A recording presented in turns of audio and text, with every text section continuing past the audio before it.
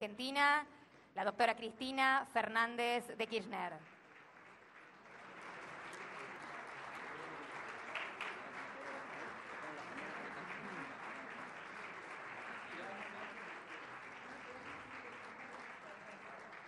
Nos encontramos en este momento en el cierre del 23º periodo ordinario de sesiones de la Conferencia General del Organismo para la Proscripción de las Armas Nucleares en América Latina y el Caribe. Contamos con la presencia de la Presidencia de la Conferencia General por la República Argentina, la señora Presidenta de la Nación, doctora Cristina Fernández de Kirchner, y el señor Ministro de Relaciones Exteriores y Culto, don Héctor Timerman. La Vicepresidencia Primera de la Conferencia General por Costa Rica, la Vicecanciller, embajadora Gioconda Ubeda. La Vicepresidencia Segunda de la Conferencia General por Cuba, el Director Adjunto de Asuntos Multilaterales, embajador Rodolfo Benítez. La Presidencia del Consejo de Lopanal, a cargo de la Secretaría General de Lopanal, por Ecuador, la ministra Elena Yáñez Loza, directora del Sistema de Naciones Unidas. Se encuentran presentes también señores secretarios de Estado, legisladores, miembros del cuerpo diplomático y de delegaciones extranjeras. A continuación, la señora Presidenta de la Nación, doctora Cristina Fernández de Kirchner, realizará la clausura del 23º periodo ordinario de sesiones de la Conferencia General del Organismo para la Proscripción de las Armas Nucleares en la América Latina y el Caribe. Bueno, muy buenas tardes a todos y a todas. Darles la bienvenida que seguramente me antecedió el vicecanciller Swain y el canciller Timerman en hacerlo en el día de ayer cuando comenzaron las preparatorias en el día de hoy, esta reunión que, bueno, me han conferido ustedes el inmenso honor de poder clausurarla en un momento muy particular de lo que podemos denominar un hito fundamental, como es el Tratado de Tlatelolco y como es la vocación de no proliferación nuclear desempeñada por nuestros países, muy específicamente también por la República Argentina, siendo una de las pocos países que tiene capacidad de generación de energía nuclear y haber adherido oportunamente al Tratado de Tlatelolco. Yo recordaba en mi juventud analistas políticos internacionales, locales, regionales, internacionales, que pronunciaban que era muy peligroso el tema del tratamiento nuclear o la posesión o el ejercicio por parte de determinados países del Cono Sur, específicamente de la República Federativa del Brasil y de la República Argentina, de que tuvieran armas nucleares porque, bueno, había una idea, por supuesto, traída desde afuera, como siempre, desde afuera de la región me refiero, ¿no? Extrarregional, en cuanto a que si cualquiera de ambos países que tenían un fuerte peso en la región y una rivalidad que venía de antecedentes históricos, esto podía poner en peligro la estabilidad de la región. Sin embargo, afortunadamente, y como siempre pasa con todos los analistas, no acertaron y fue exactamente lo contrario. Ambos países tenemos desarrollo nuclear, específicamente la Argentina también tiene un gran desarrollo nuclear, pero fuimos uno de los primeros en convertirnos en verdaderos adalides, en verdaderos abanderados de la no proliferación nuclear y del uso pacífico de la energía nuclear, usos medicinales, energía para proveer. Hemos terminado la tercera central nuclear y estamos en vistas de la experiencia del CARM, que también es una experiencia muy importante, con lo cual, y además, bueno, huelga decir las relaciones que hoy rigen entre la República Federativa del Brasil, la Argentina y en general en toda la región, en los que son los organismos multilaterales, desde Mercosur, pasando por UNASUR y la CELAC. Hace pocos días nos tocó el honor de presidir el Consejo de Seguridad de Naciones Unidas, donde dimos el discurso inaugural para este mes en el cual la Argentina ejerce la presidencia de este Consejo de Seguridad y realmente como mujer latinoamericana sentí un gran orgullo, una gran alegría, un inmenso honor de poder explicar nada más ni nada menos que en ese bendito Consejo de Seguridad de Naciones Unidas, surgido de la posguerra, donde precisamente surge el peligro del denominado holocausto nuclear y donde se conforma ese Consejo de Seguridad con las 5 potencias vencedoras de la Segunda Guerra Mundial y precisamente con el derecho a veto, porque lo manifesté en ese momento, tenía el origen de que ante la Guerra Fría que se desató luego de la Segunda Guerra Mundial y los aliados y cómo quedó configurado el mundo en un mundo bipolar, lo cierto es que ese derecho de veto tenía como único objeto lograr una suerte de equilibrio entre las potencias que contaban con con bomba nuclear, vamos a decirlo con todo como lo decíamos cuando éramos más jóvenes, el peligro del holocausto nuclear. Yo decía que en realidad esto había quedado totalmente a destiempo en los tiempos que corren, el derecho de veto, porque en realidad decíamos y sostenemos y seguimos sosteniendo que la gestión del conflicto, que es lo que debe hacer el Consejo de Seguridad, no requiere derecho de veto, al contrario, requiere de los instrumentos que tienen los organismos multilaterales, regionales, latinoamericanos y de la América del Sur, que es precisamente que cada una de las decisiones se toma por consenso. Cuando uno quiere solucionar un conflicto y le da a alguien el derecho a veto, lo más probable, casi lo más seguro, es que ese conflicto no se resuelve, sobre todo cuando involucra a una de las partes en conflicto. Parece una obviedad, parece algo muy simple de entender y no habría que explicarlo, pero lo cierto es que estamos en un mundo muy complicado, con creo que malos análisis y malas lecturas de lo que está sucediendo en el mundo y fue precedido por análisis de primaveras árabes y de otras cuestiones que hoy han estallado ante las narices de las grandes potencias y se ve una impotencia, valga la paradoja, una impotencia de las grandes potencias para poder obturar y solucionar conflictos que están desangrando a la humanidad, específicamente en determinadas regiones, con cuestiones que constituyen verdaderos genocidios, matanzas de niños, de jóvenes, derrocamiento de gobiernos que también habían surgido de la tan mentada primavera árabe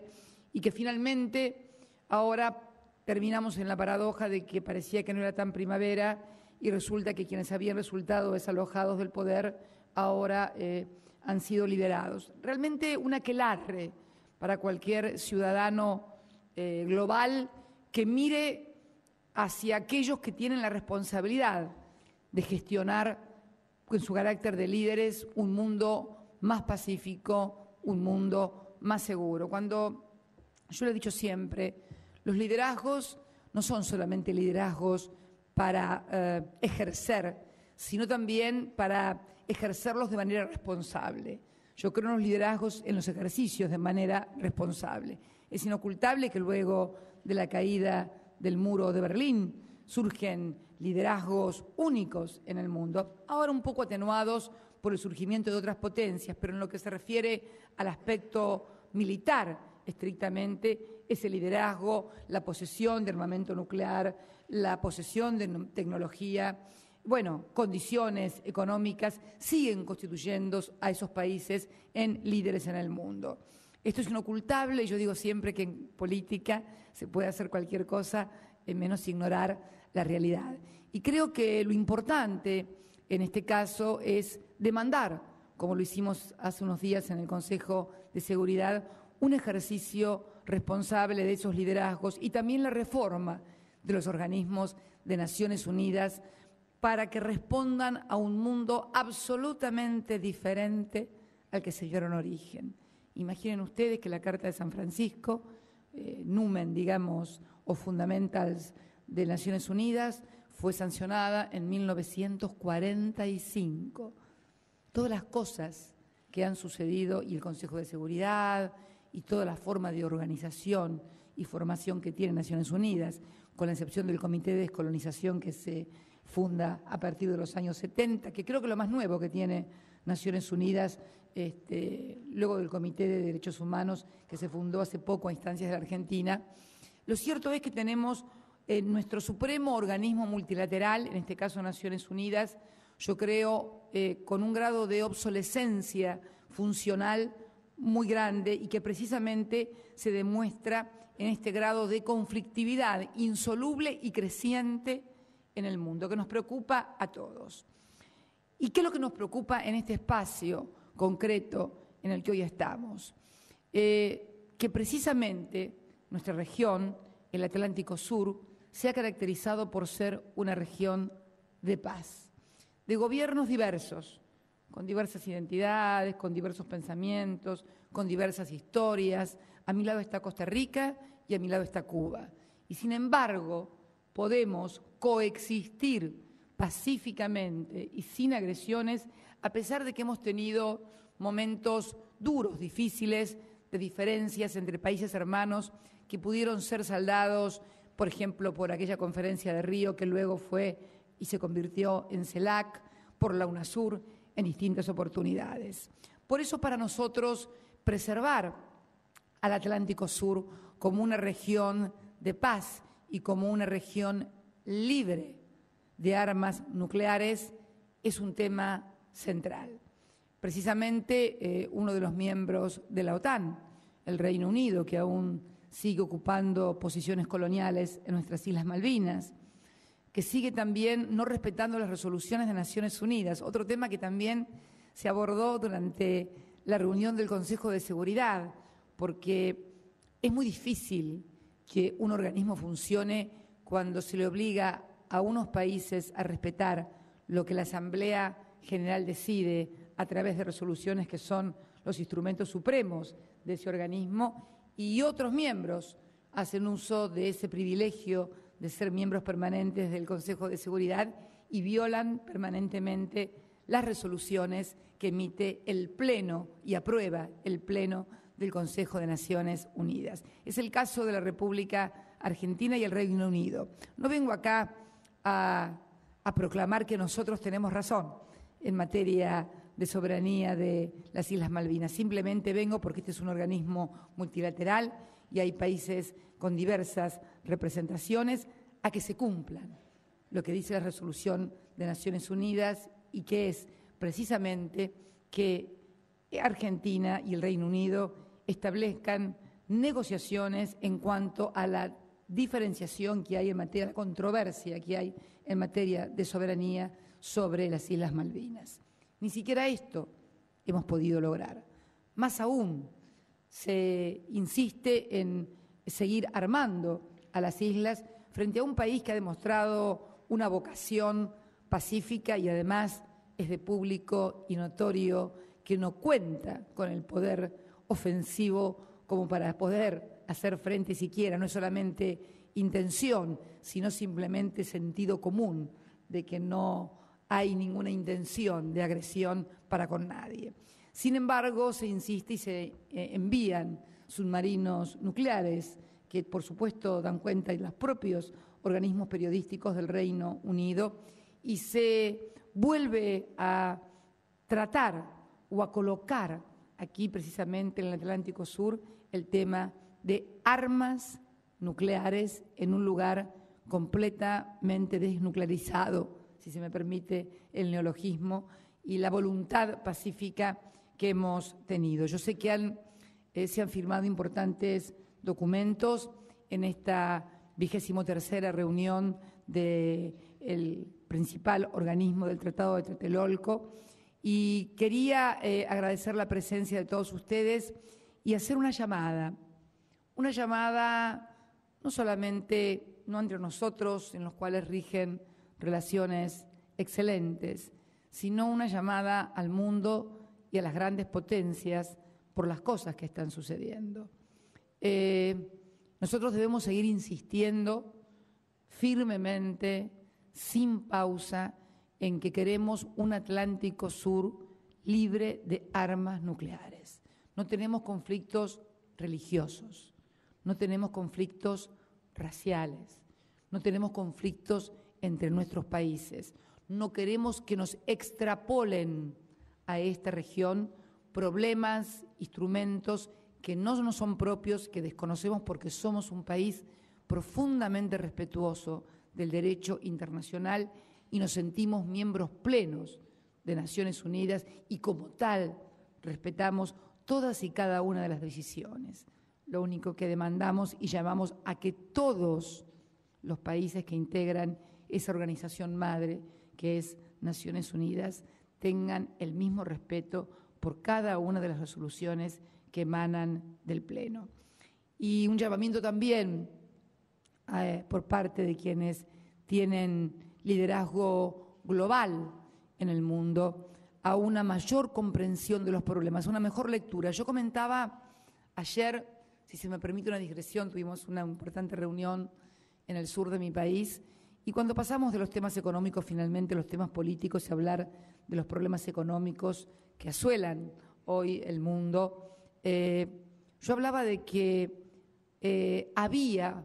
una gestión política que finalizó durante la Guerra Fría. Cuando terminó la Guerra Fría yo creo que se dejó de gestionar políticamente en el mundo y comenzaron a introducirse los lobbies económicos, comenzaron a introducirse las cuestiones económicas por sobre las políticas y entonces comenzó curiosamente en lo que debía ser un nuevo mundo globalizado, sin mayores conflictos, porque finalmente quienes habían estado enfrentados durante años como potencias en la Guerra Fría, finalmente habían concluido con este enfrentamiento. Finalmente los países se sentaban todos a charlar, finalmente había terminado el peligro del holocausto nuclear, estamos ante nuevos y más acechantes peligros mucho más diseminados, tal vez mucho menos identificables, pero que están explotando en distintas partes del planeta, sea en África, lo charlábamos cuando se trató la cuestión de Mali, por ejemplo, el otro día en el Consejo de Seguridad, lo tenemos hoy latente en este conflicto atroz, no se me ocurre ninguna otra palabra para definirlo, que vive el Medio Oriente, desde armas químicas hasta gobiernos derrocados, miles de muertos en Egipto, una guerra civil prácticamente en Egipto. ¿Cómo se le puede llamar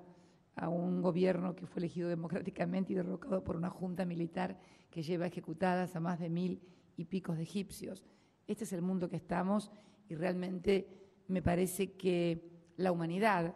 con todas las cosas que han pasado, alguien recordaba el otro día en el Consejo de Seguridad del aniversario del Holocausto de Hiroshima, creo que el mundo merece una mejor gobernanza, una mejor gestión política por parte de quienes han luchado durante tanto tiempo para convertirse en líderes globales. Líderes globales no solamente para imponer conductas, líderes globales para garantizarle a todos los países del mundo y a todos los ciudadanos del mundo que podemos vivir con pleno ejercicio de los derechos humanos, pero también con pleno ejercicio de los derechos sociales, que significa el derecho a la educación, a la salud,